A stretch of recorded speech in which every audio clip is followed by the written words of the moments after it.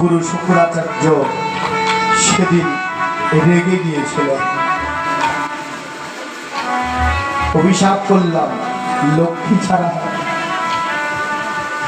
সেদিন বলি মহারাজ বলেছিল গুরু আপনার অভিশাপ আবার অভিসংবাদ হিসেবে। বলো বলো শিশু কি যাও তুমি? বামন রূপী ভগবান বলছে বলি হে রাজা, বেশি কিছু চাইব না রাজা, তুমি তো শশধর পৃথিবীর রাজা, কত জমি তোমার, তোমার সেই পৃথিবীর শশধর পৃথিবীর এত জমি থেকে তুমি মাত্র আমায় 3 পা জমি দাও। কয় পা? 3 পা জমি। আমার যে ছোট্ট পাও দেখছো পা, এই 3 পা জমি তুমি আমায় দান করো। বলার সঙ্গে সঙ্গে বলি মহারাজ অট্টহাসি হেঁটে উঠলেন।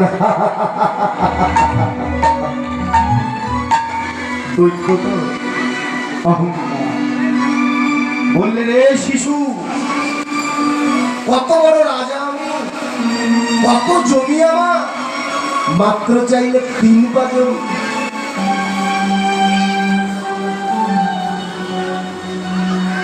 বামন রূপী ভগবান এবার বলল বলি এতক্ষণ ভালো ছিল, কিন্তু যখনই বলে ফেললে কত বড় রাজা আমি, কত জমি আমার, মাত্র চাইলে 3 পা জমি।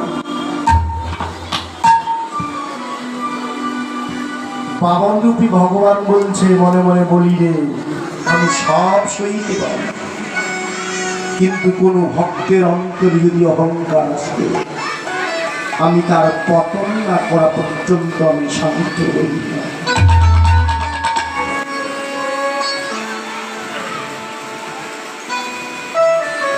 বলি মহারাজ বললে নিয়ে যাও, যেখান থেকে পারো 3 পা জমি নিয়ে যাও।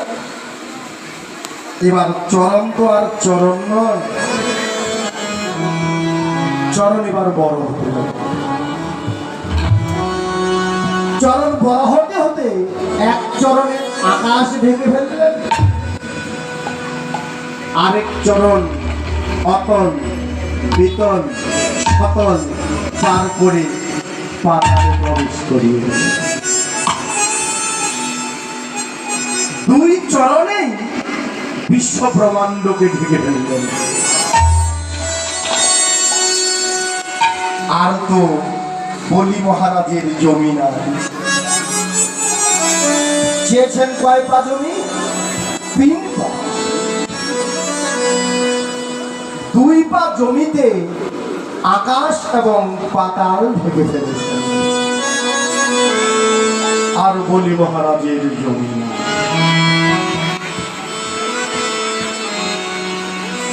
বলি মহারাজ চিন্তা করলেন, হায় হায় কি দেখছি, তাহলে কি গুরু শুক্রাচার্য ঠিকই বলেছিলেন যে স্বয়ং বৈকুণ্ঠ গোলক বিহারী বলি এসেছেন তোমাদের কালে? বেশ,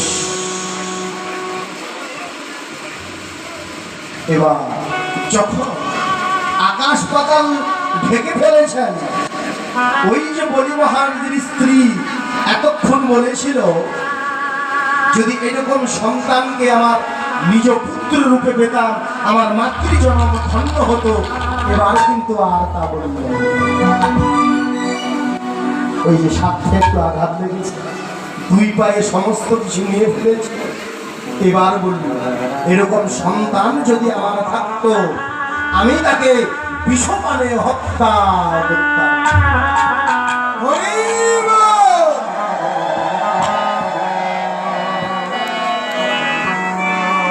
এতক্ষণ যে সন্তান কামনার জন্য প্রার্থনা করল, এবার সাথে খা লেগেছে বলে সেই মা বলছে এরকম শিশু যদি আমার থাকতো, আমি তাকে বিষপানে হত্যা করতাম। ভগবান মৃদু হেসে বলছে, মা তোমার সে বাসনাও পূর্ণ হরি বল।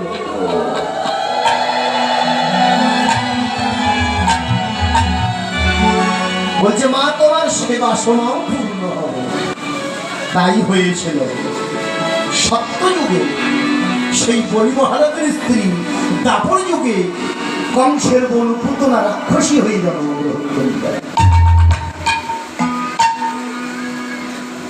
কংসের বোন পুতনা রাক্ষসী হয়ে জন্মগ্রহণ করে স্থলে বিষ মেখে নন্দালয়ে গিয়েছিলেন আমার ভগবানকে মারতে। ভগবান বলেছিলেন, হে পুতনা, আমি তো আগেই কথা দিয়েছি তোমাকে, যেহেতু মাতৃরূপ ধরেই এসেছ, আর কোন রূপ নয়, যে রূপ ধরে তুমি এসেছো, যাও আমি তোমার সমস্ত অপরাধ ক্ষমা করে দিয়ে বলোকে তোমাকে আমার মাতৃপদেই তোমাকে আমি আসন দিয়ে দেব।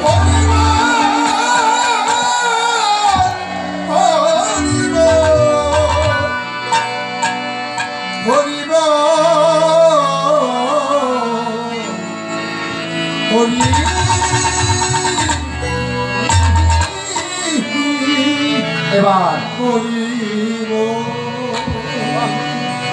কয় পা জমি দিয়েছেন? 2 পা, বাকি 1 পা। বলি মহারাজ চিন্তায় পড়ে গেলেন, মনে মনে ভাবনা করলেন, তার আর চরণ নেই, আমার আর জমি নেই।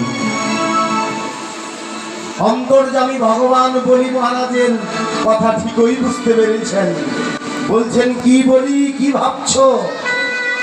চরণের কথাই তো তুমি ভাবছো। চরণ আমার আছে, কিন্তু তোমার জমি তুমি বের করো। এই বলে কি করেছেন, নাভি কোমল থেকে আরেকখানা চরণ বের করে দিয়েছেন। আরেকখানা চরণ বের করে দিয়ে বলছেন, বলি আমি চরণ রাখবো, তুমি তোমার জমি দান করো। আর তো বলি মহারাজের জমি নাই। ওই যে 2 চরণে সমস্ত কিছু ভেঙে ফেলেছে। চিন্তায় পড়ে গেলেন বলি মহারাজ, হায় হায়, উপায় কি হবে এখন? স্ত্রীর কাছে গিয়ে বলছো, গো শুনেছি সংসার ধর্মে পতি যদি বিপদে পড়ে পত্নীর কাছে গিয়ে বলে, ওগো তুমি আমার একটা বুদ্ধি দাও। তুমি তো স্বয়ং দেখেছ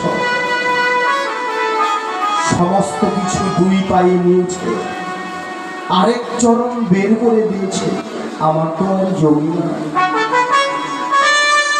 বলো তুমি কি করলে আমি তাকে জমি দান করতে পারবো? হঠাৎ বামন রূপী ভগবানের রূপে ছটা পেয়ে বলি মহারাজের স্ত্রীর চৈতন্য দেয়। বলছে, রাজা, ও রাজা, রাজা তুমি কি জমি দান করেছো? রাজা তোমার তো জমি দান হয় নাই। রাজা তুমি জমি দান করেছো ঠিকই, হে রাজা তুমি তো তোমার আসল জমিটাই দান করো না। যাও,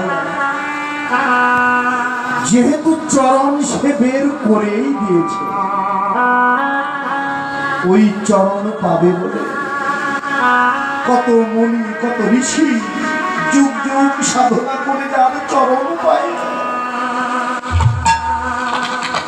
যাও,